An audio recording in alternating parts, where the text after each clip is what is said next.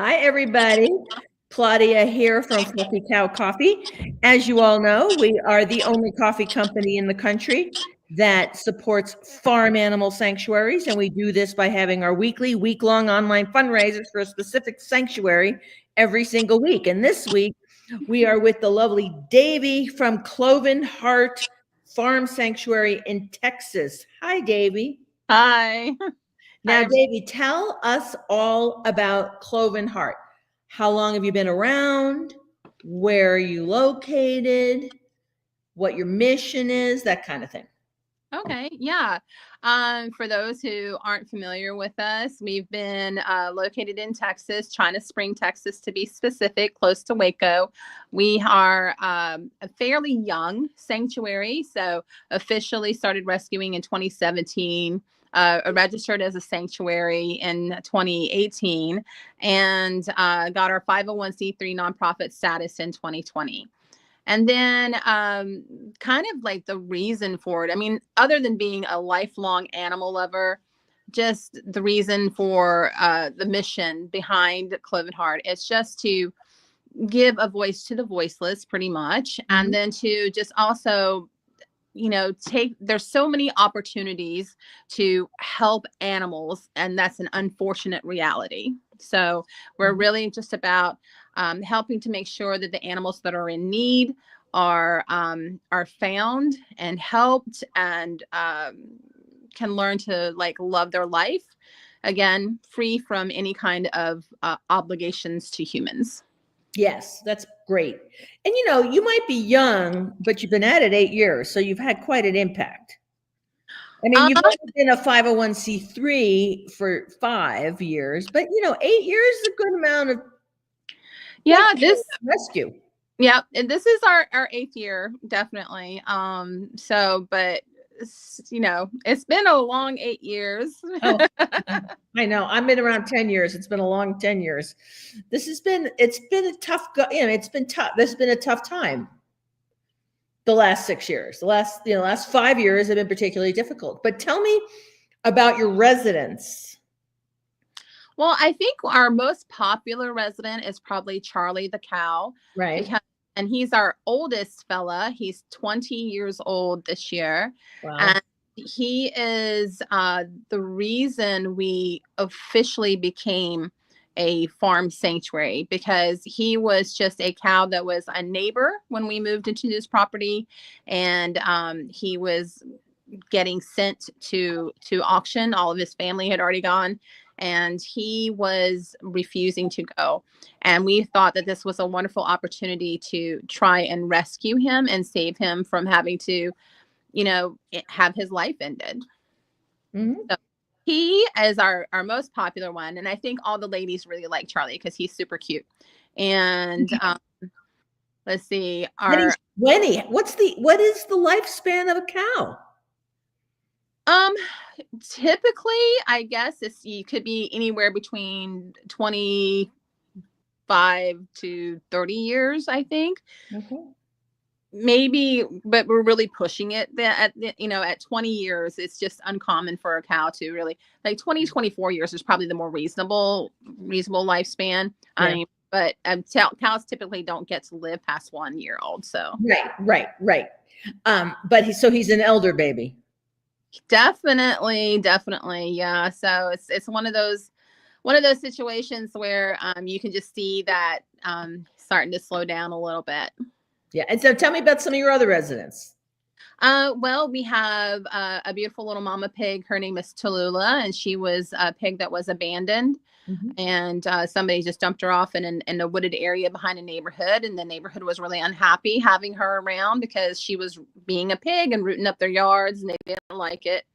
No one was able to catch her, but we were able to go in there and resolve the situation and brought her here. And she was small. She was young, but she also brought four little ones with her, concealed. So, which we found out about a month into having her here, that she actually was going to have some little piglets. So she's getting to raise her babies and getting to just live a happy, safe life here in the sanctuary. That's fantastic. So that's Tallulah. Right. We have Charlie. Charlie. And we have Charlie. We have a little goat named Dory. Her birthday is going to be next month. She'll be turning 1 year old. She was born here last year on the eclipse, April 8th, the day of the eclipse. And so her mom, Delilah, was abandoned, just a stray goat walking around with her little sister goat that we named Delphine. And then again, another couple months of, took her to, of course, you want to do the vetting first and make sure they're okay and healthy. And there was no suspicion that she was pregnant because, again, they were both young. And at some point, it was just like, something's different, And so she ended up being pregnant and gave birth. So. And how many baby goats did she have? She only had one, but she was a huge, huge goat. So Dory was very big, and we actually ended up having to help. One of the fun things about running a sanctuary is you get to learn so much. Sure. Things that you never, ever thought in your life you would need to know or learn. But, you start to do a lot of research. You're like, okay, I have a pregnant goat. What do I need to be prepared for? What kind of challenges are we going to face? How do I prepare for those challenges? Thinking like, oh, I'm going to have to actually literally be like a veterinarian and like help the baby be born.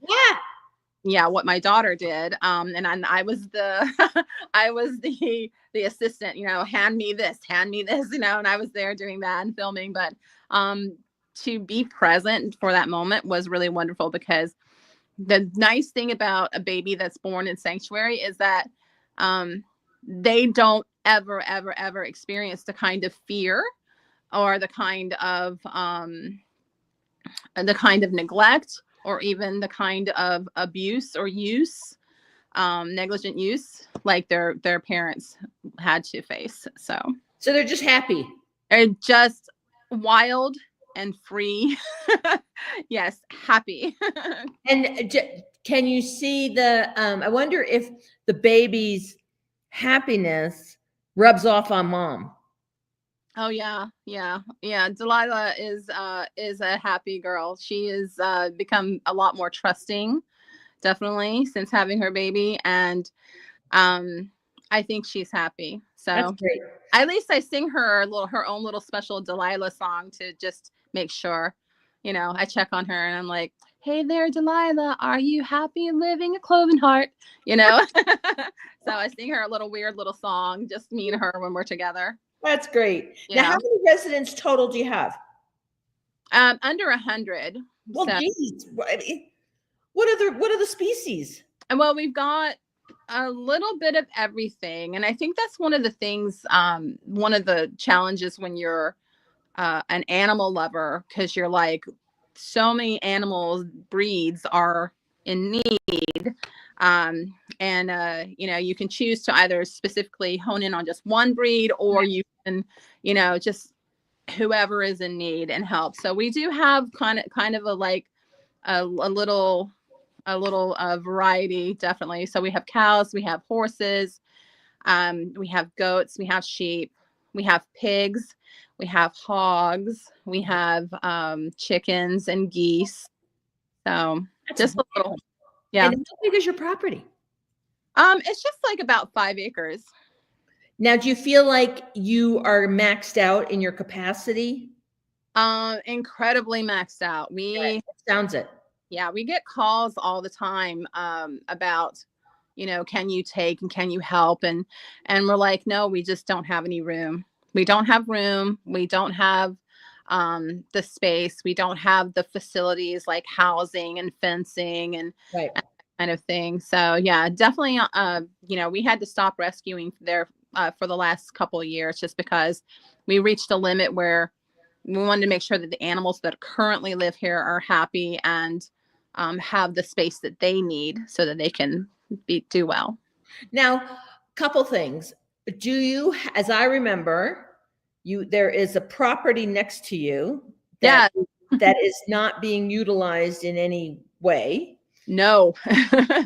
Like there is a development lot for a house, but there's also that's separate from the acreage, and that there's acreage that's not being utilized. Is there any hope or plan to try to get the owner of the property that's not being utilized to either deed it to you, to sell it to you for a discount so that you could put an easement on it or anything like that? Well, definitely we are hopeful. We're hopeful that a maybe angel investor would show up and purchase the property.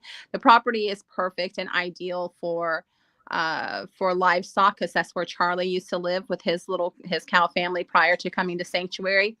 And the property has since 2018 or 2019 been empty.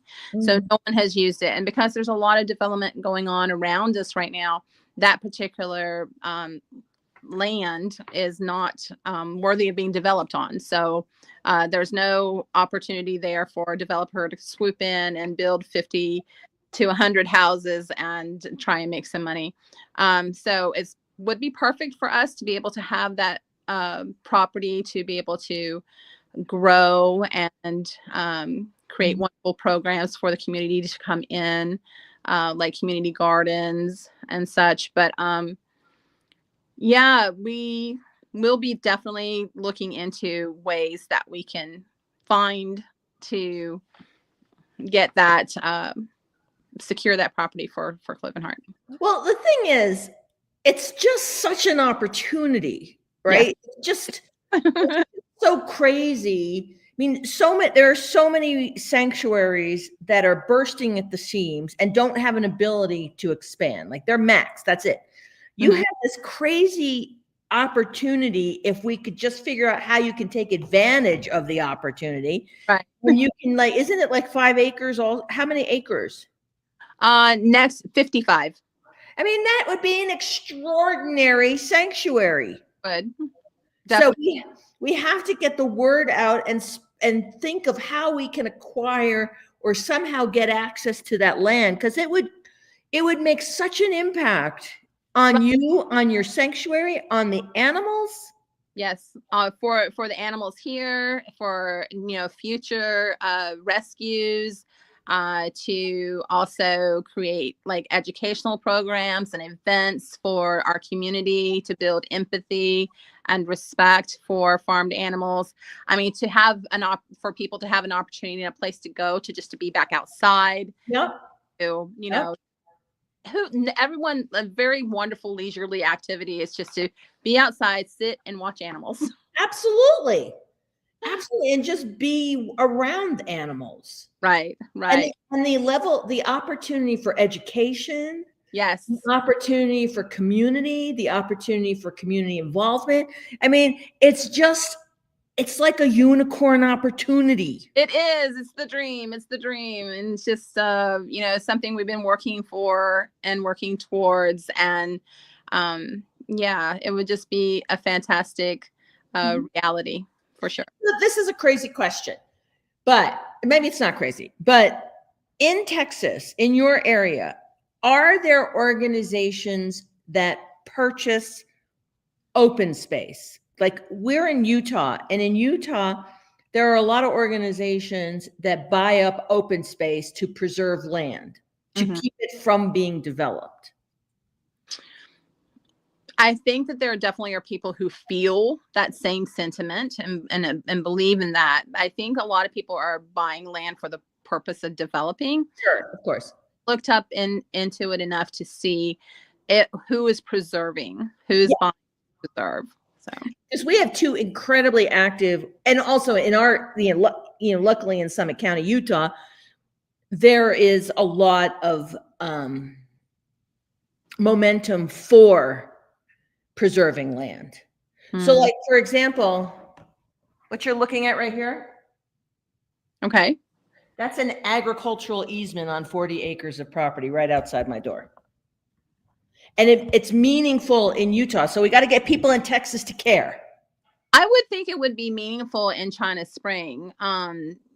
because Waco is very much city, but China Spring has always been country. But now that China Spring is trying to develop, and a lot of people are interested in moving here. I'm not exactly sure why, but a lot of people are interested in moving here. Because they know Cloven Heart's going to be 4 times the size in 5 years. Yeah, so it would be really, I think, a wonderful opportunity to just get that message, to be a presence for the message of kindness and respect, and improvement of animal welfare, and so forth. So yeah, well, and look, if nothing else, you're doing a great job with what you have. You got 5 acres. You're maxed out at almost over 100 residents. That's a lot of impact on animals. So good for you, Cloven Heart. Good for you, Davey, for everything you've done. I'm just like, I just look at opportunity. I'm like, oh my God, we've got to figure out how to take advantage of that. Yeah. But at least, maybe somebody will hear this and be like, oh, let me help. Yeah, that would be that. Yeah, that would be so great. Right? You never know. You never know who's listening. Okay, now, Davey, let's talk about the fundraiser. Yes. Now, the fundraiser, it's Thursday. The fundraiser began on Monday. You're doing a great job with the social media and the posts. Thank you so much. We love it. Did you check out the videos that I made? Yes. That's been going on and on about how awesome you are and how awesome the content is. So good for you. We have 3.5 more days. It ends midnight on Sunday. Right. We donate $2.50 for every item sold on the website. And so if you don't drink coffee, don't worry about it. We got lots of species specific fun swag. But if you drink coffee, the coffee's really good. It is. It's fantastic coffee. Which one did you get? Incognito. I love that. I drink that every day. So that's a nice one. This is the breakfast blend. And then wait a minute. Yeah, no. Deja Mu. That's Deja Mu. Deja Mu is the breakfast blend. So I got both of those. The dark and the breakfast. I mean, the dark roast and the breakfast blend. Now we've got to shout out the light roast to your light roast fan base, because it's called the Plot Chickens. Yeah. Yeah. And of course the espresso, we can't ignore that, which is Smart Espresso. Yeah. Baby donkeys, fantastic.